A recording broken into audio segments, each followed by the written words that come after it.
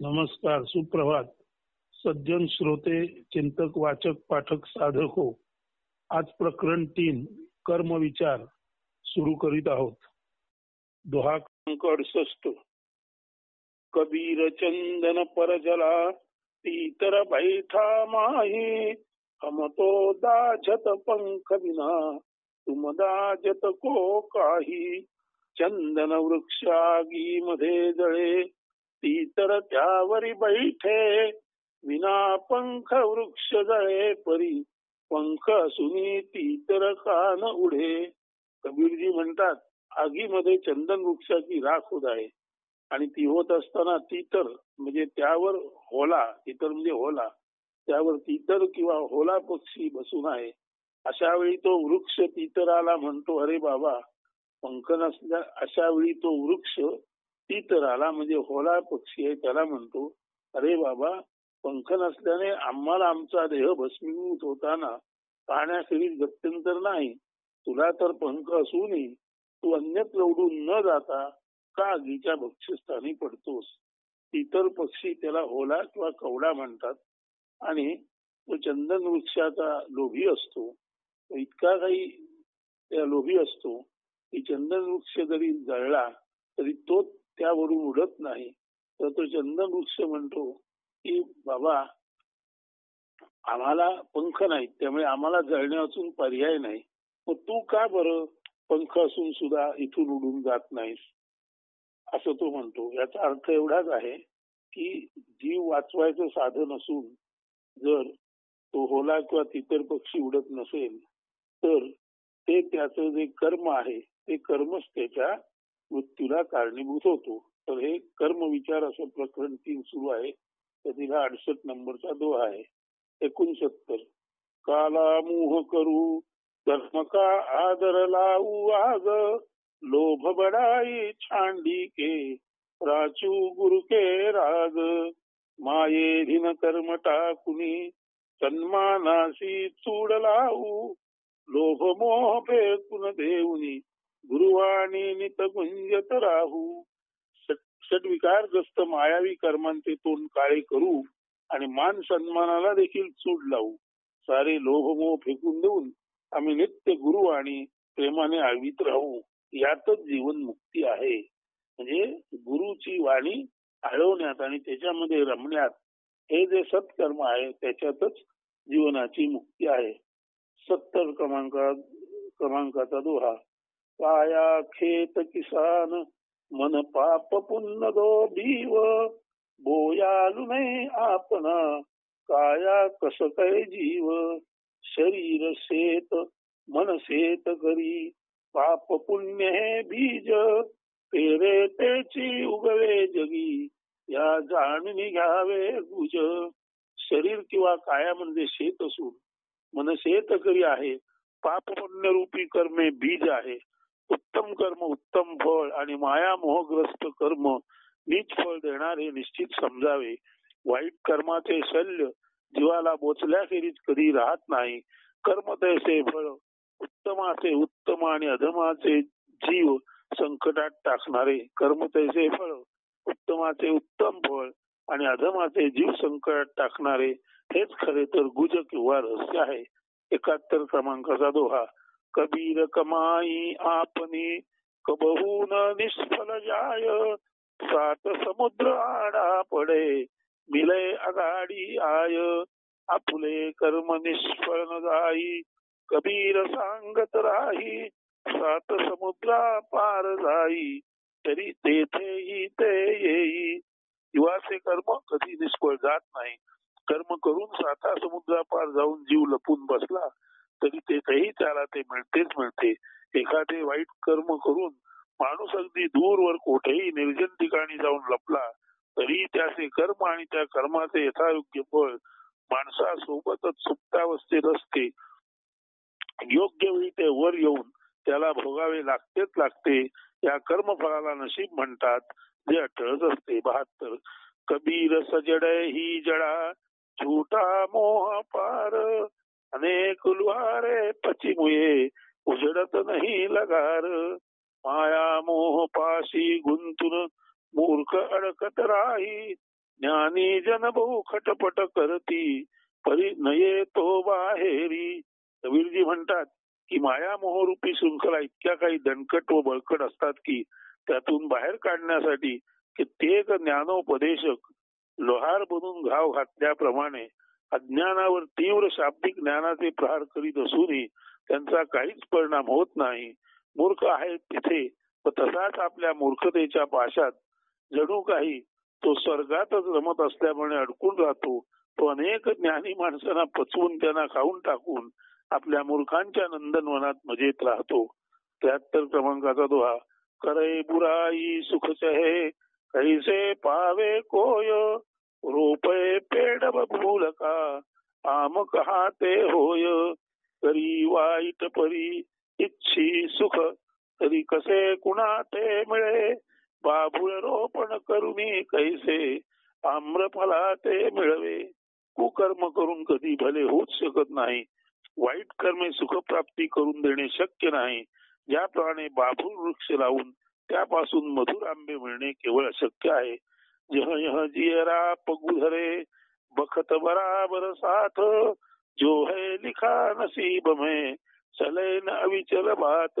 74 जीवा संगे फिरत चिराही त्याचे कर्म बनवून नशीब नशीब नटळे न चुके कोणा जे अटनाव त्या नशीब. कबीरजी म्हणतात जीव जेथे जेथे जातो तेथे तेथे त्याचे नशीब जे त्याने केलेल्या कर्माचे फल असते त्याच्याबरोबर जाणारच जाणार. म्हणूनच कर्म फलरूपी नशीब जे कधीही कोणी चुकवू शकत नाही टाळू शकत नाही त्यालाच अट नशीब असे म्हणतात. नशीब टाळता आले नाही तरी चांगली कर्मे करून नशिबात चांगले फळ मिळू शकते. म्हणून जसे करावे तसे भरावे हे ध्यानी घेऊन करे भला सो हो भला आणि अर्थात बुरा का फल बुरा याबाबत माणसाने सदा सावध राहावे. परारब्ध पहिले बना पीछे बना शरीर कबीर चुंबा यही मन नहीं बांधे धीर. 75 प्रारब्ध आदि निश्चितो होई मग तदनुसारी काया संत कबीर चकित होई जाणून जीवन टाकी माया. संत कबीरजी म्हणतात कर्माप्रमाणे फल आणि फलानुसार भाग्य जन्माला येत असते. म्हणजेच प्रारब्ध आधी निश्चित होते आणि त्यानंतर त्या प्रारब्धाला अनुकूल जीवाचे शरीर किंवा काया बनते. हे माहीत असूनही मायामोहात गुंतून माणसे कुकर्म करतो याचे खरोखरच आश्चर्य वाटते. का मन संयमपूर्वक सत्कर्मे आचरित नाही. मन संयमपूर्वक सत्कर्मे का आचरित नाही असा कबीराला प्रश्न पडला आहे. पुढे 76 बाहिर सुख दुख दे नको हुकुम करे मन माय जन उठे मन बखत को बाहिर रूप धरी आय. मनादेशी सुख दुःख देण्या जीवा ते कारण बाह्य आवरण चढवून भोगे मन माया कारण. खरे तर जीवाची मालकी मनाकडे असते. त्याच्या आदेशानुसारच जीवाला विविध भोग रशा प्राप्त होते. वेगवेगळ्या वेळी मनच वेगवेगळ्या रूपांना धारण करून विविध मुखवटे धारण करून मायावी भोग घेत असते. जीवाच्या भोगरशा सुख दुःख प्राप्ती याचे मूळ कारण मनच आहे. 77 बखत कहो या कर्म कहो नसीब कहो निरधार सहस नाम है कर्म के मन ही शिरजनहार. 77 वेळ कर्म नशीब ऐसी सहस्त्र कर्मा नावे मन निर्माता या साऱ्यांचा त्यासी निर्धारावे. वेळ कर्म नशीब भाग्य यासारख्या हजारो नावाने कर्म ओळखले जाते. त्याला कोणतेही नाव दिले तरी चालेल, परंतु हे लक्षात घेतले पाहिजे की कर्माचा निर्माता मनच आहे. त्याच्यावर ताबा संयम ठेवणे महत्वाचे आहे.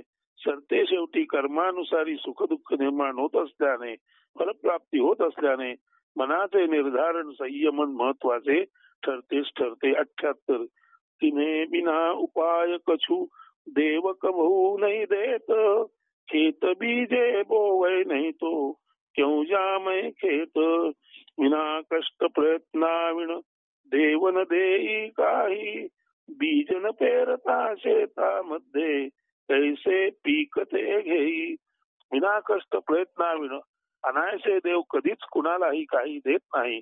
शेतात जर बी पेरलेच नाही तर पीक तरी कसे घेता येईल. सारांश परिश्रमाखेरीज काही मिळणे अशक्य असते. उत्तम कर्मेच उत्तम फलप्राप्ती करून देतात. 79 रे मन भाग्य ही भूल मत जो आया मन भाग सो तेरा टलता नहीं निश्चय संशय त्याग. पूर्व कर्म ही भाग्य बनूनी तुझिया वाटे येई अटराई समजून घेई संशय मना तू टाकी. हे मानवा म्हणजेच मना, तुझ्या पूर्व कर्मांचे फलच चालू जन्मात भाग्य म्हणून तुझ्या वाट्याला आले आहे. ते अटळ आहे, ते भोगणे अपरिहार्यच आहे. याबाबत तू खात्री बाळग आणि विना संशय ते चुकवता येईल या भ्रमात न राहता तू त्याला धीराने सामोरे जा. लिख मिटय नाही कर्म का गुरु कर भज हरि नाम सीधे मार्ग नित चले दया धर्म विसराम. कर्म फल हे अटळ राही गुरु चरण शरण हरि गुण गावे सज्जन संत मार्ग न सोडी दया धर्म विश्रांत असावे.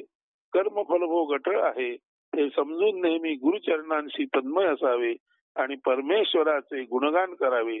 संत सज्जनांनी आखून दिलेली चाकोरी किंवा मार्ग न सोडता सत्य दया आणि धर्मशीलता सर्वाभूती भगवंत हा भाव दृढ धरून तेथेच जीवनाचा आधार किंवा तेथेच जीवनाची विश्रांती शोधावी.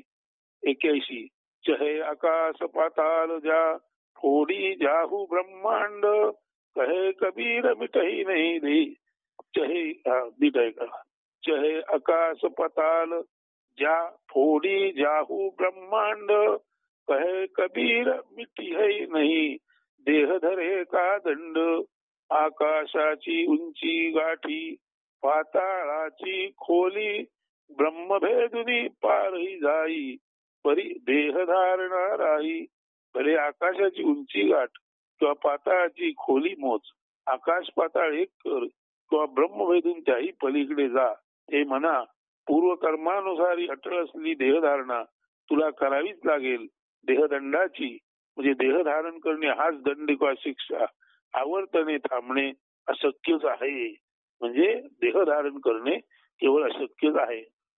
देह धारण न करणे हे केवळ अशक्य आहे. त्याशी तेरा बैरी कोई नहीं तेरा बैरी फैल अपने फैल मिटायले गली गली कर सैल. द्यायशी मनोविकारा वाचणे अन्य तुझा न कोणी वैरी विकार मारी नष्ट करी मग घे मुक्ता काशी भरारी. फैल म्हणजे पसरणे. हे म्हणा, तुझ्या सतत नवनवीन बदलत्या आणि आत्मघात नाश करणाऱ्या सवयी म्हणजे तुझे मनोविकार किंवा फैल होत तेच तर तुला जन्ममृत्यूच्या चक्रात पुन्हा पुन्हा अडकवीत आहेत. खरे तर तूच तुझा शत्रू बनला आहेस. हे तुझे बदफैलीपण म्हणजे वाईट पद्धतीने पसरणे किंवा द्वैत टाक नष्ट कर आणि मग अनुभव घे की तू निर्वैर म्हणजे वैरी नसलेला आणि शत्रू नसलेला व शत्रू नसलेला व शत्रुता रहितही मुक्त स्वच्छंदी प्रवासी असून या जगात अत्यंतिक आनंदाने अगदी गली गलीतूनच कोणत्याही देश प्रदेशातून नव्हे तर आकाशातून मुक्त भरारी मारण्यास तू स्वतंत्र आहेस. द्वैतातून बाहेर आल्यास अद्वैत मुक्तीचा याची देही याची डोळा अनुभव तू होऊ शकशील. देह असूनही जणू देह नसल्यासारखा तरल हलका फुलका पिसासारखा हा अनुभव म्हणजेच विदेही मुक्ती भोगणे. तो म्हणजे हा अनुभव हे मानवा तुझा जन्मदत्त अधिकार आहे. सन्मार्गाने जाऊन तो तू आपलासा कर.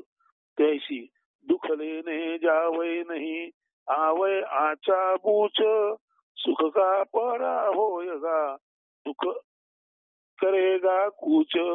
दुःख मिळण्या कष्ट न पडती अतिथी समते येई सुख पहारा जरी राही दुःख निघून जाई. दुःख मिळण्यासाठी कष्ट पडत नाहीत. ते कधीही कुठूनही दत्त म्हणून पावण्यासारखे वेळ वखत न पाहता माणसासमोर उभे राहते. मात्र सुखाचा पारा नीट असेल तर दुःख निघून जाते.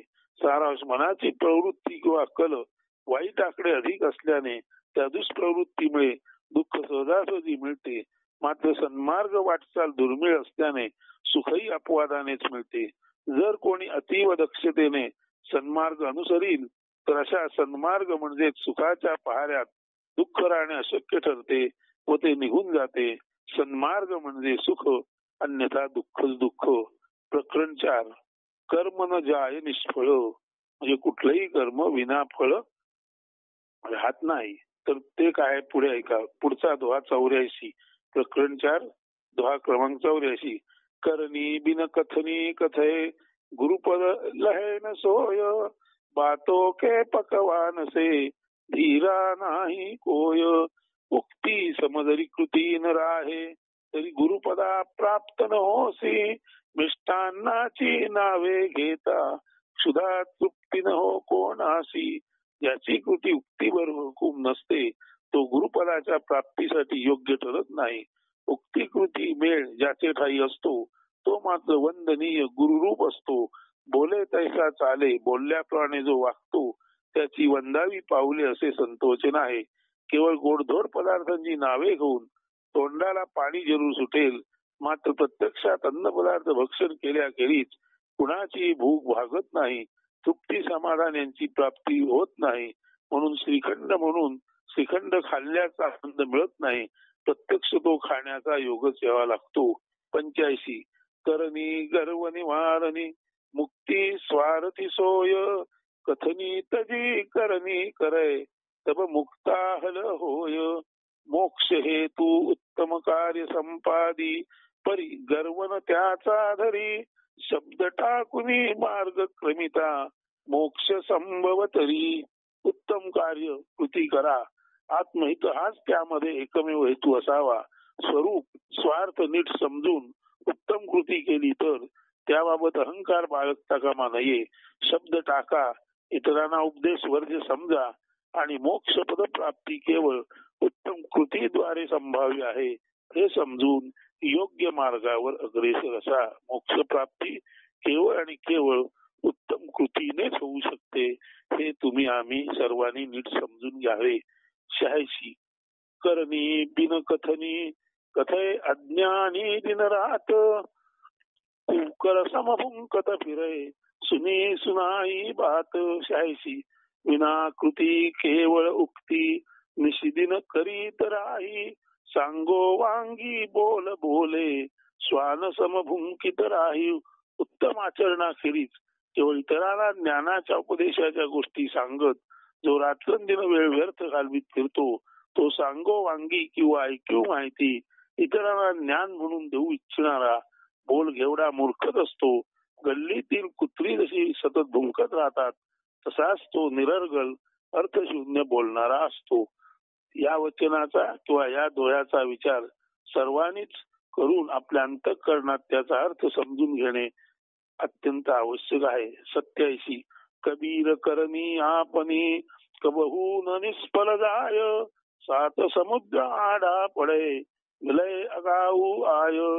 कबीर सांगे आपुली करणी कधी न निष्फळ होई, जरी आडवे सप्त समुद्र तरी तेथेही ती फलित होई. कर्म कधीच निष्फळ जात नाही, तसेच फळही कर्मानुसार प्राप्त होते. सत्कर्म सत्फल, कुकर्म कटुफल निश्चित समजावे. कर्म करून करता सप्त समुद्र पार केला तरी तेथेही यथा प्राप्त, उशिरा का होईना. खरे तर नाही लवकर वा उशिरा, अगदी योग्य समयीच ते कर्म त्याच्यासाठी फलित होतेच होते. सारांश कर्मानुसार कर्मफळ अटळ आहे. 88. मार्ग चलत जो गिरे ताको नाही दोष, कहे कबीर बैठा रहे ता सिर करडे कोस. मार्ग चालता पडे जरी कुणी त्यासी ना, मार्ग चालता पडे जरी कुणी त्यासी नाही दोष, अपयशा ते भिवनी मूर्ख मोजत राही कोस. ज्ञानी माणूस सहसत्वेगाला अनुसरून आपल्या ध्येयाप्रत वाटचाल सुरू ठेवतो अशा वेळी मार्गक्रमण करताना त्याला अनेक अडथळे येऊ शकतात, अपयशाचा सामना करावा लागू शकतो.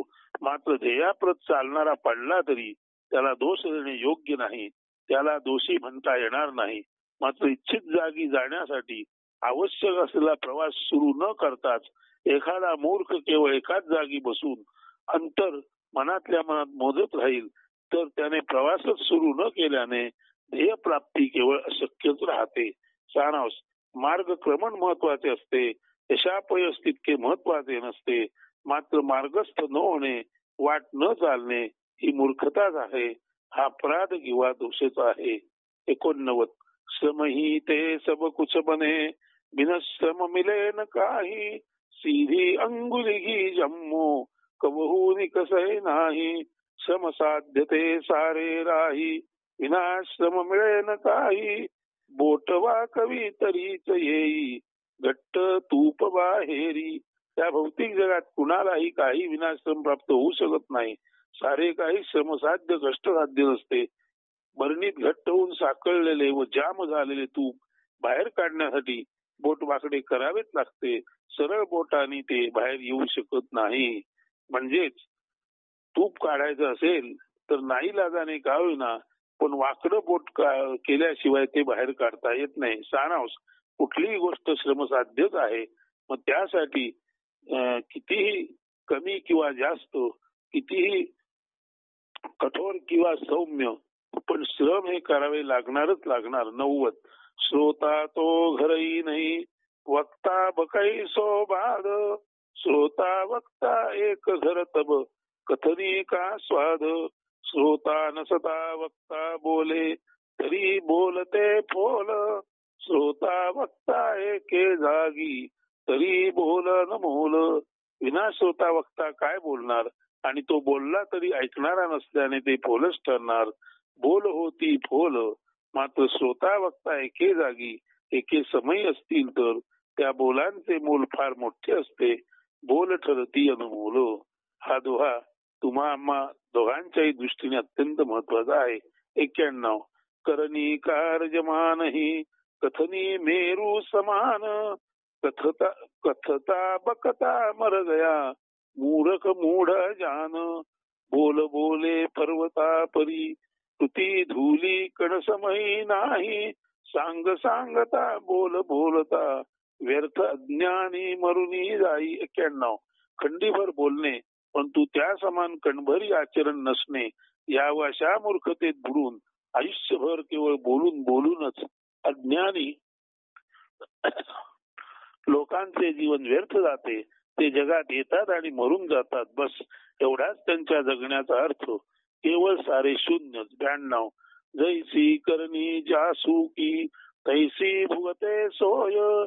बिन सद्गुरु की भक्ती के, जन्म जन्म दुख होय. ज्याची करणी जैसी राही, तो तैसे फळही भोगी. सद्गुरु पूजन भजन न करी, तरी दुःख भोग संसारी. कर्म तैसे फळ ही गोष्ट पक्की ध्यानी घ्यावी. सत्य सद्धर्म ईश्वर यांचीच भक्ती महत्वाची असते. यासाठी सद्गुरु जो खराखुरा सत्य मार्ग दाखवणार असतो त्याबद्दल पूज्य भाव आणि त्याचे भजन कीर्तन व त्याची सेवा महत्वाची ठरते. हे जो करत नाही तो या जगात येऊन केवळ दुःखाचाच वाटेकरी होतो. आजच्या काळात फक्त एवढंच लक्षात ठेवायचं की सत्वचन सद्धर्म आणि त्याबाबत सांगणारा जो कोणी असतो तो जरूर पारखून घ्यावा. पण एकदा का तो निश्चित सत्य बोलणारा सन्मार्गी आहे त्याची खात्री पटल्यावर मात्र निश्चितपणे त्याच्या वचनाकडे आपण लक्ष द्यावे आणि त्या वचनानुसार वर्तन करावे. इतकाच आजच्या काळाला अनुसरून याचा व्यावहारिक अर्थ घ्यावा. 93. कबीर करनी क्या करे, जो गुरु नहीं सहाय. जी जी डारी पगू, धरे सो सो निव निव जाय. सद्गुरु सहाय जरी न राही, तरी कर्म विफलते राही. फांदी फांदी पाय न ठरे ती, खाली खाली जाई. सद्गुरूचे आशीर्वाद व सहाय्याविना कोणतेही कर्म सुफल संपूर्ण होऊ शकत नाही. ज्या ज्या फांदीवर आधारासाठी पाय ठेवावा ती फांदी खाली जावी, ज्यामुळे झाडावर नीट उभेच राहता येऊ नये. त्याच प्रकारे गुरु आधाराविना किंवा सद्गुरूच्या आशीर्वादाशिवाय किंवा आपला खराखुरा जो ज्ञानी मित्र आहे त्याच्या आधाराविना केलेले कोणतेही कर्म त्याच्या निश्चित फलाप्रत जाऊच शकत नाही. गुरुचा आधार सत्याप्रत मार्गदर्शन जीवनात अत्यंत महत्वाचे असते. 94 जैसी मुखते निकसे तैसी चाले नाही मनुष्य नाही वे स्वानगती बांधे जमपुर जाही मुखा वाटे बोला परी मार्ग जो ना अनुसरी मानव रूपे श्वान समजे जाई तो यमपुरी. उक्ती आणि कृतीत भेद असलेला उत्तम बोल बोलणारा पण माया मोहापाशी गुंतून अधम पापाचरण करणारा जो कोणी असतो तो खरे तर मानवी देहात वावरणाऱ्या कुत्र्यासारखाच समजावा. त्याने आपल्या वाईट आचरणाने यमपुरीचे आगाऊ तिकीट ऍडव्हान्स बुकिंग काढलेले आहे ते निश्चित समजावे. 95 श्रम ही ते सब होत है जो मन राखे धीर श्रमते खोदत कूप जो फल में प्रगट है नीर. 95 श्रम साध्य ही सारे राही मना धीर संयम ना सोडी खोदण्याचे दीर्घ श्रम करी तरी विहिरी प्रकटे अवचित पाणी. हे म्हणा सारे काही श्रमसाध्यच आहे, कष्टाविना न मिळे काही हे लक्षात घेऊन तू संयम व धीर अंगी बांधून कष्ट करीत राहा. जर एका जागी चिकाटीने श्रमपूर्वक खोदण्याचे काम केले तर त्या ठिकाणी खोदता खोदता दीर्घ कालानंतर का होईना पण विहिरीला अचानक पाणी लागतेच लागते. 96 रहनी के मैदान में कथनी आवै जाय कथनी पीसै ना रहनी अमल कमाय उत्तमाचरण जेथे राही तेथे उत्तम कथनी येई दळण कांडणा समफो दळण कांडणा समफोल गोल सती परी आचरणासी महती. तेथे सद्वर्तन उत्तम आचरण प्रत्यक्षात असते तेथे किंवा अशा माणसात असे आचरण म्हणजे काय, ते कसे वास्तव जीवनात अवलंबावे, त्याचे फायदे तोटे काय याबाबतचे सर्व सैद्धांतिक मांडणे किंवा सांगणे आपोआप येते. ध्यानात हे घेतले पाहिजे की सांगणे बोलणे माहिती देणे हे खरे तर निरर्थक दळण कांडण करावे म्हणजे धान्य विना भुसा कुटावा तसेच असते. वास्तव जीवनात आचरणाचे महत्व थोरवी असते. 97 कैसा भी सामर्थ्य हो बिन उद्यम पाय निकट असन बिन कर चले कैसे मुख में जाय बिना उद्योग सामर्थ्य कैसे ठरे निरुपाय निकट भोजन जरी तरी हाता विणमुखी न जाय. 97 माणसामध्ये किती सामर्थ्य असले योग्यता असली तरी ती सिद्ध करण्यासाठी त्याला कृती परिश्रम करावेच लागतात. श्रम किंवा कष्टा वाचून जीवन व्यर्थ आहे, निरुपयोगी आहे. अगदी बसल्या जागी जवळच अन्नाचे ताट वाढून आले तरी ताटातून मुखात घास जाण्यासाठी हाताची हालचाल आवश्यक असतेच असते. 98 चोर चोराई टुंबरी गाडे पान माही वो गाडे तो उचले करणी छानी नाही चोर चोरे तंबोऱ्यासी त्यासी जलात लपवू पाहे पुन्हा पुन्हा जरी पाण्या ढकली परी तो वर उसळी मारत राहे.